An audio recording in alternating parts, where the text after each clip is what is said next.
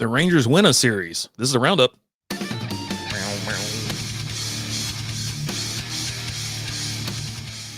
What is going on, Ranger fans? How are we doing? Happy Monday to you. It was a long weekend for me. That's all I'm going to say. I didn't even get a chance to do strikeout beer on Sunday. Friday was quite chill. We just kind of hung around the house, nothing doing. I'm dog sitting, so I got this Labradoodle thing running around, huffing and puffing, jumping all over like a crazy kangaroo. But yeah, Friday chilled. Then Saturday got up, did some work around the house, and then was like, my brother's like, hey, what do y'all want to do? I was like, we'll go get something. Go get a little something to eat and drink. And then the party just went from 2 o'clock to 2 a.m. Buddy, it was rough. It was rough. Pretty much slept all day Sunday, relaxed. Rangers were on. I watched the Ranger game on Saturday. I watched the Ranger game on Friday. So, but yeah, good stuff. Hope y'all had a wonderful weekend. And yeah, all right, let's dive right into it. Let's recap the last three games. St. Louis was in town. They were the second in the NL Central, coming into Arlington to take on the Rangers, and I don't know what happened. The sticks exploded, especially with Marcus Semien. Like, gee whiz, and we'll get to more about him in a second. But yeah, Leiter gets he gets the win, fourth win of the season. He's now 4-2 with a 3.66 ERA. Liberatore. He's 3-4 with a 3.08 ERA. He gets the loss. Bushley gets his first save of the season, 4.95 ERA. I never say his last name right. I know it. Don't at me. I know it. Rangers get out of the gate hot. Score 1 in the first, 4 in the second, 4 in the sixth, 2 in the seventh. Cardinals put up 1 in the eighth, but that's it. That'll do it. Cardinals put up 1 run on 5 hits and 1 error. Rangers 11 runs on 15 hits and no error. 15 freaking hits. I think this is like, I don't know how many times they've hit double digits this year, and I'm pretty sure that might just be the second time. The other time I believe was against Detroit. I don't know, but they haven't won a series since mid-May, and that was when they swept the Rockies. So unbelievable. The bats came alive. I mean, the boys were going, right? Player of the game, Semien, 4 for 4, a homer, 3 RBIs, 3 runs. He's obviously your top performer. Hey, I actually had a stolen base on top of that. Haggerty went 3 for 4, a triple, a walk, 3 RBIs, and a run. Leiter again, 3. He got the win. He threw 5 2/3 innings, gave up 3 hits, no earned runs, and 6 strikeouts. Haggerty's triple was awesome. I don't have that queued up, but I've got the where's it at? Marcus's homer. It's only his 4th of the season. It is what it sounded like. Ranger Sports Network. Who knows? Maybe this is the floodgate moment tonight from Marcus. That ball hit well. Out to left field. Nootbaar is back. Near the wall. It's gone! Yeah. Boom. I mean, it barely snuck over the wall, but he smacked it. And it's good to see him back to hitting because he's had a hell of a slump this year. I don't know if you want to call it a slump or whatever, but yikes. It has been something else. But yeah, they did great. I mean, you score 11 runs, you're doing phenomenal, right? So yeah, really good stuff. I couldn't believe it. Finally, right? I mean, Leiter in the other pitchers, everybody threw a good game. Armstrong came in through a third of an inning. Bushley, God dog, I can't ever say his name right. He threw 3 innings, only gave up 2 hits, did give up an earned run, but he had 4 strikeouts. Leiter had 6 strikeouts and a walk 2. So really good stuff. And again, you don't need to score 11, but you do got to get on the board and score 2 to 3 because this pitching staff has just been unbelievable this year. And but yeah, really good game all around. Obviously, you'd love to see the Rangers come out and just go to pound town. You know what I'm saying? So even Wyatt Langford hit a homer. I was going to play that, but I was like, I play Wyatt Langford homers left, right, and center around here. And Marcus, with his being his 4th, and he had a hell of a game. That's something else I wanted to put on there. But yeah, I mean, Haggerty, 3 runs, 3 hits, 3 RBIs, a walk. Now we're talking. Semien, again, he's the lowest. He's got the lowest average on the team. I take that back. Duran does, but he doesn't play every game or whatever all the time. Yeah, he's batting 114, but Semien 190. So a couple more good games. He's going to get above 200, and that's kind of where the rest of the staff is. Osuna's batting 300. Again, small sample size since he got called up, but yeah, good stuff. Great game. That's what you like to see. And then let's move on to the next. You already know what happened. Rangers lose 2-0. They get shut out. And you're just like, after 11 runs and how many? 15 hits, You come up and put 4 hits together. Gray gets his 6th win of the season. He's now 6-1 with a 3.65 ERA. Corbin gets his 4th loss of the season. He's 3-4 with a 3.71 ERA. Helsley, 13th save of the season, 3.00 ERA. Cardinals put up 2 runs on 5 hits, no errors. Rangers 0 runs on 4 hits, no errors. Yeah, I mean, like I'd say it, pitching keeps you in every single one of these games. They've been blown out a couple times, right? Let's be honest. They've been blown out a couple times, but not much. You get to score 2 to 3 runs, and your record would jump, from being third in the AL to probably being third in the or AL West, being third place in AL West to being probably third place in the league if you start winning these close games. But yeah, Gray was your player of the game. He threw 7 innings, no earned runs, had 10 strikeouts. Corbin is a top performer. He threw 5 1/3, gave it 3 hits, 2 earned runs, and 3 strikeouts. And that's what you want to see. Oh, I didn't do the. That's what I didn't do. I know I was forgetting something on the previous game because I always do the rep and I look into do like team comparison and stuff like that. In the previous game, I didn't even give you the top. I gave you the top performance as far as I went. But yeah, you have 23 total bases in the previous game, and then you come into here, you got 4 total bases. No homers in this game, obviously. Rangers had the only stolen base. Cardinals left 7 on versus the Rangers 4. But yeah, I mean, it's like the bats all of a sudden go ice cold. You get again. When he threw an inning in 2/3, Milner threw an inning, Webb threw an inning. They kept him in check, but all of a sudden, everybody just goes cold, ice cold. Smith, he had 4 at bats. He struck out twice. Seager 4 at bats. He did get a hit and a strikeout. Langford struck out twice. Young struck out 3 times, which is crazy. But yeah, oh my goodness, not great, not great at all. Yeah, I don't really have anything else to say about this game other than it was just a complete letdown, especially after bagging. You get 11 runs in the previous game, and then you get your way over to this one, and you can't get anything doing. Yeah, Gray's good, but come on, you should be able to at least 7 innings pitch, man. Give it 4 hits, 1 walk, had 10 strikeouts. That was crazy. These guys be swinging it just. I mean, I guess after putting up a lot of runs, you do feel like you just like, you know what, I'm gonna swing just about everything. It worked yesterday. It's going to work today. So, anyways, it's tied going into the road match Sunday afternoon. Rangers get that win. It's DeGrom Day, baby.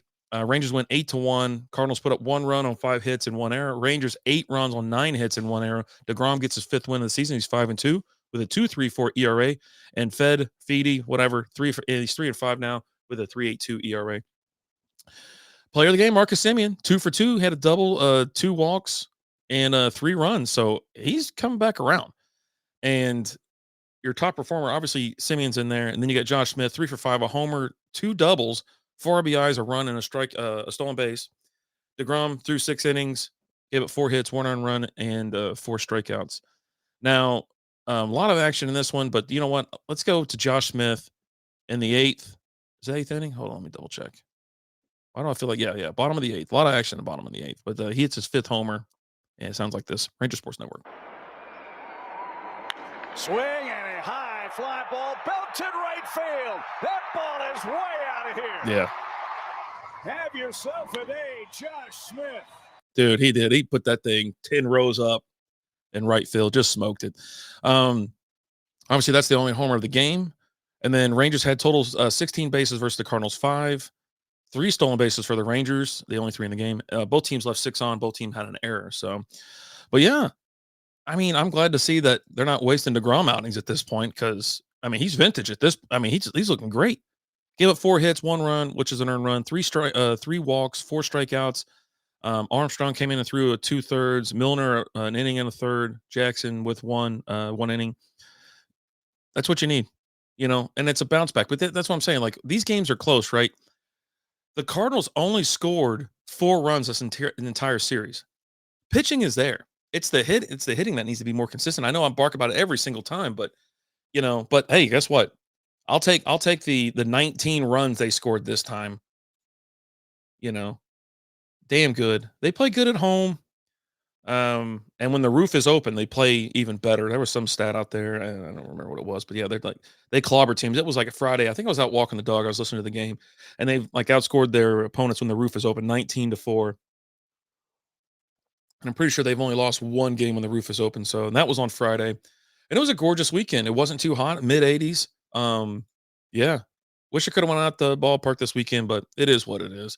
Another, at least they got a series win. How about that? Let's all be excited about that because it doesn't happen often, obviously. And it's been 16, 17 days, over 2 weeks since they got one.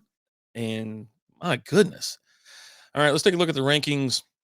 They're currently 29 and 31. They're third place in the West. They got a 483 win percentage, 4 games back on the Mariners, 3.5 games back on the Astros, 3 games back on the wild card. They're 4-6 in their last 10. They're currently on a 1-game winning streak. They're +3 now with those 2 crazy explosive games. They're 204 runs scored versus 201 run allowed, +3. They're in the plus. It's awesome. They're 20 and 13 at home, 9 and 18 on the road, 14 and 20 against teams above 500. Next game is tomorrow, the 3rd in Tampa Bay. Now, Tampa Bay is also 3rd in their division, the AL East. They're 30 and 29 with a 508 win percentage. They're 6.5 games back on the Yanks. They're 7 and 3 in their last 10, currently on a 1-game losing streak. They're +41 on the runs scored versus runs allowed differential. And they're 18 and 19 at home. So that's a good sign, right? We're going to be down in Tampa Bay. They're not good on the road, so they are good on the road. They're 12 and 10, 19 and 16 against teams above 500. So we need to carry this momentum, take advantage of a team that struggles at home. They don't even play at home. They play at the George Brenner, whatever ballpark out there. They'll probably be there for another year or so. I think they got to figure out what they're going to do with that stadium. The roof collapsed on it, I think, during the last tropical storm. I don't even think it was a hurricane that took that stadium out. I think it was like a tropical storm or something like that. But yeah, all right, it's time to go play another good team and see what happens. They are going to be on the road for this one's just 3 games, I believe. Yeah, 3 games, and they heading to take on the Nationals for. Is that a long? It's a long series. That's a 4-game series. Oh, no, 3. The Twins and the Washington Nationals. They have their when it's real small on the screen, they look like they got the same logo. Yeah, no, this is an extended road trip. They'll actually be gone starting tomorrow, the 3rd, all the way to the 12th.